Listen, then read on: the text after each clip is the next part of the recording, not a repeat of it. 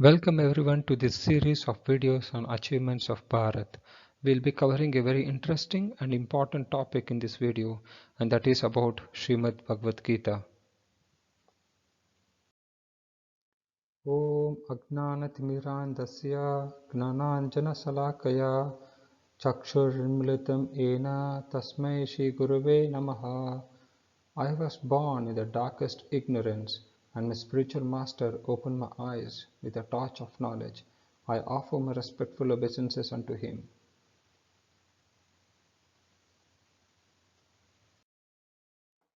The topics we'll be covering are evolution of Bhagavad Gita, purpose of Bhagavad Gita, how Bhagavad Gita is useful to mankind, popular shlokas from Bhagavad Gita, myths and facts about Bhagavad Gita.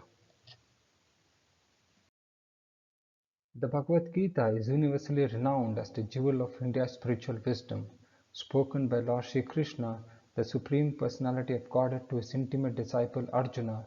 The Gita's 700 concise verses provide a definitive guide to the science of self-realization. No other philosophical or religious work reveals in such a lucid and profound way the nature of consciousness, the self, the universe, and the Supreme. Bhagavad Gita is also known as Gita Upanishad. It is the essence of Vedic knowledge and one of the most important Upanishads in Vedic literature. The spirit of Bhagavad Gita is mentioned in Bhagavad Gita itself. It is just like this. If we want to take a particular medicine, then we have to follow the directions written on the label. We cannot take the medicine according to our own whim or the direction of a friend. It must be taken according to the directions on the label or the directions given by a physician. Similarly, Bhagavad Gita should be taken or accepted as it is directed by the speaker himself. The speaker of Bhagavad Gita is Lord Sri Krishna. He is mentioned on every page of Bhagavad Gita as the Supreme Personality of Godhead, Bhagavan.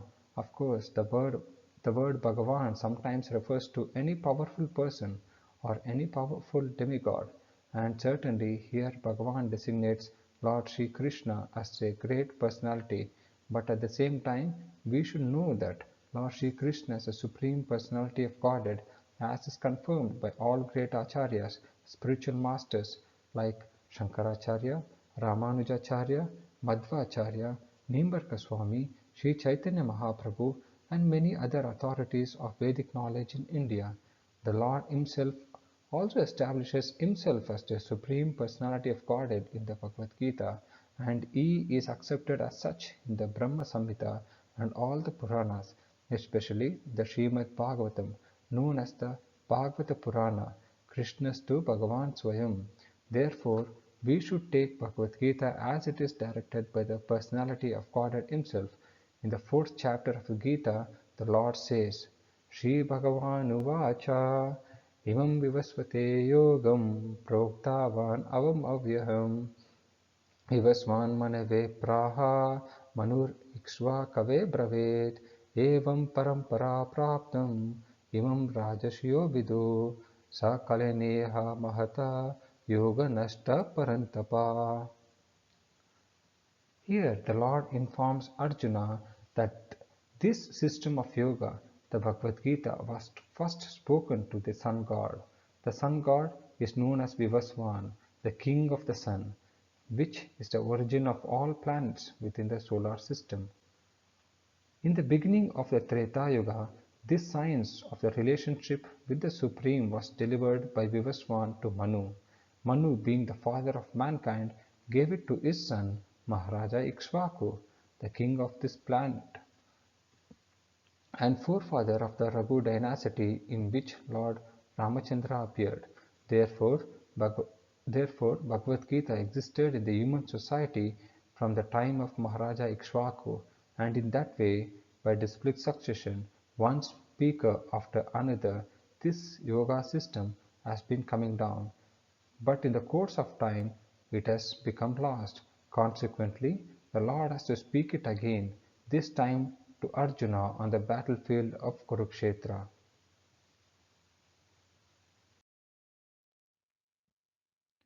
The purpose of Bhagavad Gita is to deliver mankind from the nayscience of material existence.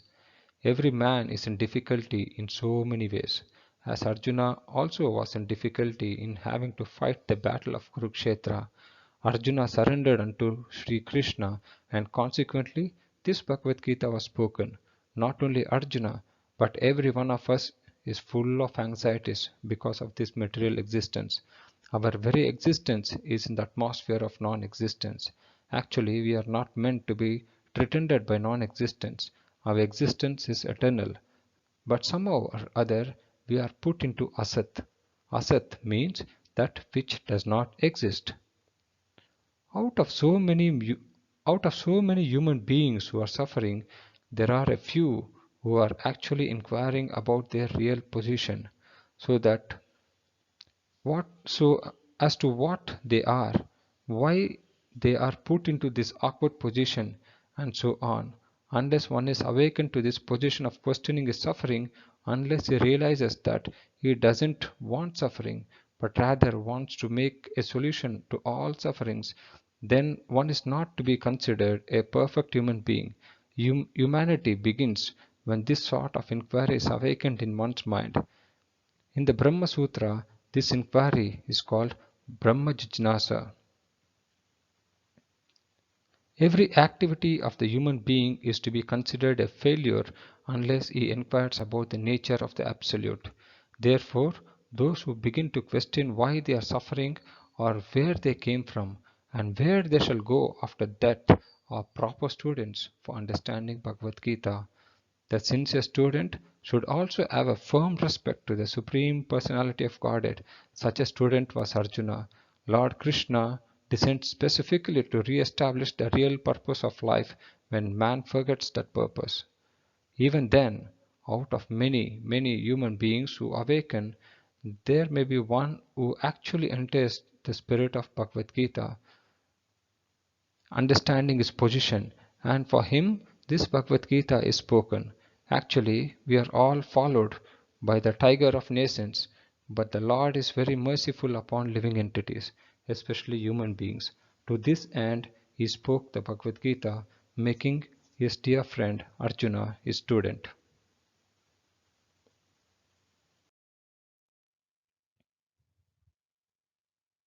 These are few these are just few of the examples of great personalities looking up to Bhagavad Gita. Since time immemorial, Bhagavad Gita is serving as a guiding light in many people's lives. Our father of the nation, Mohandas Karamchand Gandhi said, "When doubts haunt me, when disappointments stare me in the face, and I see not one ray of hope on the horizon, I turn to Bhagavad Gita and find a verse to comfort me. And I immediately begin to smile in the midst of overwhelming sorrow. Those who meditate on the Gita will derive fresh joy and new meanings from it every day." Henry David Thoreau, who is an American essayist, poet, and philosopher, has this to say about Bhagavad Gita. "In the morning, I bathe my intellect in the stupendous and cosmological philosophy of the Bhagavad Gita, in comparison with which our modern world and its literature seem puny and trivial." Ralph Waldo Emerson, who is also an American essayist, lecturer, philosopher, and poet who led the transcendental movement of the mid-19th century, said, "I owed a magnificent day to the Bhagavad Gita.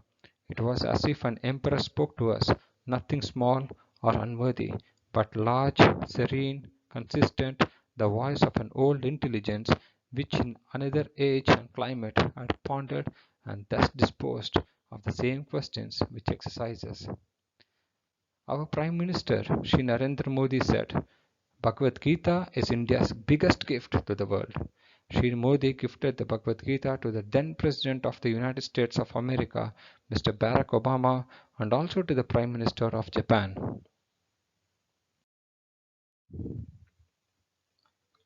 Out of the 700 shlokas spread across 18 chapters, I will read some very popular shlokas. मात्रा स्पर्शास्तु कौन्तेय शीतोष्ण सुखदुःखदा आगमापायिनो नित्यस्तां तितिक्षव Bharat. O son of Kunti, the non-permanent appearance of happiness and distress, and their disappearance in due course are like the appearance and disappearance of winter and summer seasons. They arise from sense perception, ocean of Bharata, and one must learn to tolerate them without being disturbed. नेहाभिक्रमनाशोऽस्ति प्रत्यवायो न विद्यते स्वल्पमपि अस्य धर्मस्य त्रायतो महतो भयात्. In this endeavor there is no loss or diminution, and a little advancement on this path can protect one from the most dangerous type of fear. सर्वधर्मान् परित्यज्य मामेकं शरणं व्रज अहं त्वां सर्वपापेभ्यो मोक्षयिष्यामि मा शुचौ. Give up all varieties of religiousness and just surrender unto me, and in return I shall protect you from all sinful reactions. Therefore you have nothing to fear.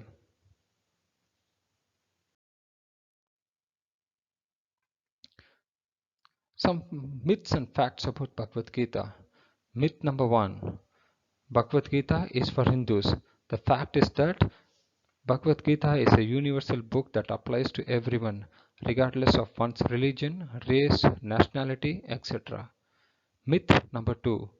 Bhagavad Gita is meant to be read in later part of one's life. Bhagavad Gita is the manual for human life, so it is better that one reads this text from a very early age. Myth number 3. One should know Sanskrit to understand Bhagavad Gita. Not necessarily.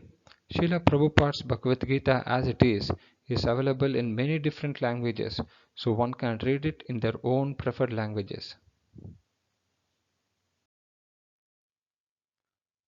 Bhagavad Gita is the only book you will ever need for your life.